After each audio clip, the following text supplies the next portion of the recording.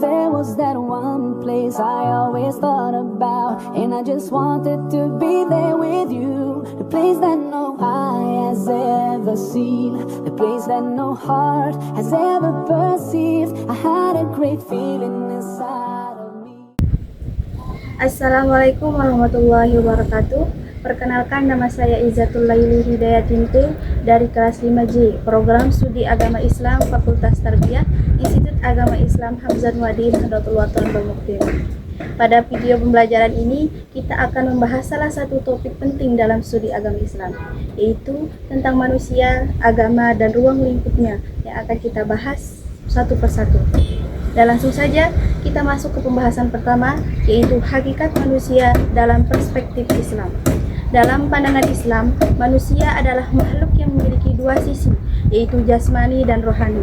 Tubuh manusia tersusun dari unsur-unsur fisik, tetapi manusia juga memiliki akal, hati, dan ruh yang memberinya kemampuan untuk berpikir, merasakan, dan mencari makna. Potensi inilah yang membuat manusia istimewa dan mendapat kedudukan mulia sebagai khalifah di bumi. Kemampuan akal memberi manusia kekuatan untuk menganalisis dan memahami dunia. Hati memberi manusia kemampuan merasakan dorongan moral seperti empati, cinta, dan keadilan. Sedangkan ruh menjadi sumber spiritual yang menghubungkan manusia dengan Sang Pencipta. Karena itulah manusia tidak dapat hidup hanya dengan memenuhi kebutuhan fisik saja. Manusia membutuhkan pedoman, nilai, dan tujuan agar hidupnya terarah. Islam menegaskan bahwa potensi besar manusia hanya dapat berkembang secara seimbang jika dibimbing oleh ajaran agama.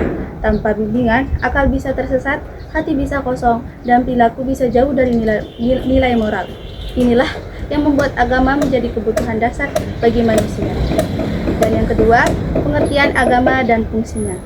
Agama dalam Islam bukan sekedar kumpulan ritual atau aturan. Agama adalah sistem nilai yang menjadi fondasi seluruh aktivitas hidup manusia. Agama memberikan jawaban atas pertanyaan paling mendasar, yaitu siapa kita, dari mana kita berasal, dan untuk apa kita hidup.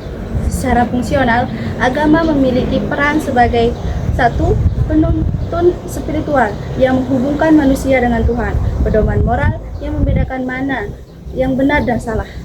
Yang ketiga, pengatur kehidupan sosial yang menata hubungan antar manusia, sumber ketenangan batin terutama saat menghadapi masalah hidup, dan yang terakhir, kerangka berpikir yang membentuk cara pandang seseorang terhadap dunia.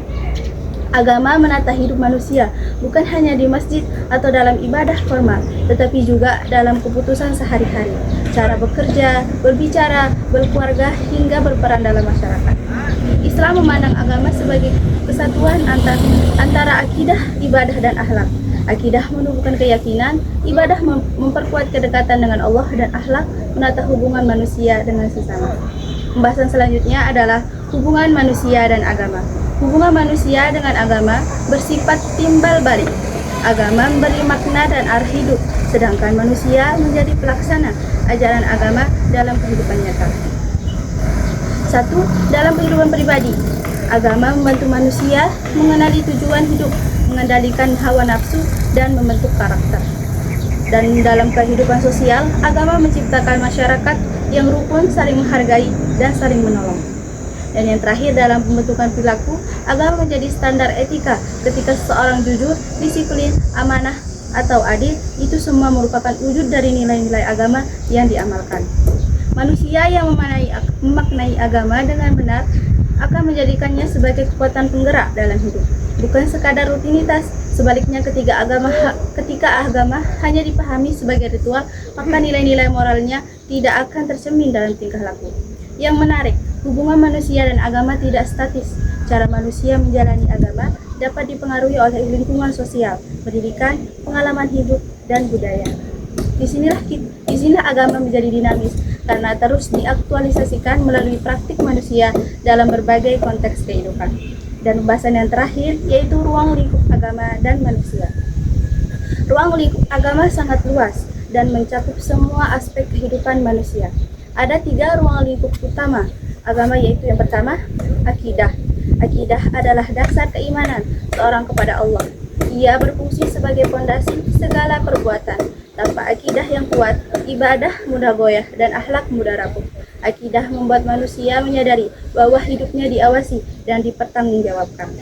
Yang kedua, ibadah mengatur hubungan manusia dengan Allah melalui ritual-ritual seperti sholat, puasa, zakat, dan haji. Ibadah bukan hanya aktivitas fisik, tetapi juga bentuk pembinaan batin. Dari ibadah, manusia belajar disiplin, keikhlasan, dan ketundukan kepada Tuhan. Yang ketiga, akhlak. Akhlak adalah buah dari akidah dan ibadah. Ia mengatur perilaku manusia terhadap sesama, alam, dan dirinya sendiri. Akhlak mencakup kejujuran, kesopanan, tanggung jawab, dan kasih sayang. Tanpa akhlak, agama akan kehilangan ruhnya. Selain tiga aspek utama itu, ruang lingkup agama juga mencakup dimensi psikologis dan dimensi sosial. Secara psikologis, agama memberikan ketenangan, membantu manusia menghadapi tekanan, dan menguatkan mental. Dan secara sosial, agama menata masyarakat agar hidup teratur, damai, dan saling menghargai. Agama menjadi pedoman moral yang mencegah terjadinya kerusakan sosial seperti ketidakadilan, permusuhan, dan kekacauan. Pendidikan Islam memandang bahwa ruang lingkup agama harus menyentuh seluruh aspek kepribadian manusia agar manusia berkembang menjadi insan kamil, manusia yang sempurna, dan iman, ilmu, dan akhlaknya. Dari pembahasan ini dapat kita simpulkan bahwa manusia adalah makhluk mulia dengan potensi akal, hati, dan ruh. Untuk mengarahkan potensi tersebut, manusia membutuhkan agama sebagai pedoman hidup. Agama memberikan makna, nilai, dan arah dalam kehidupan manusia, baik secara pribadi maupun sosial. Memahami manusia tanpa agama akan menghasilkan gambaran yang tidak lengkap.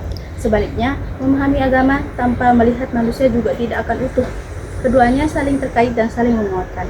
Mungkin sekian dari saya. Semoga penjelasan ini dapat membantu kita memahami lebih dalam hubungan antara manusia dan agama, serta memotivasi kita untuk mengamalkan nilai-nilai Islam dalam kehidupan sehari-hari. Wabillahi taufiq wal hidayah. Wassalamualaikum warahmatullahi wabarakatuh.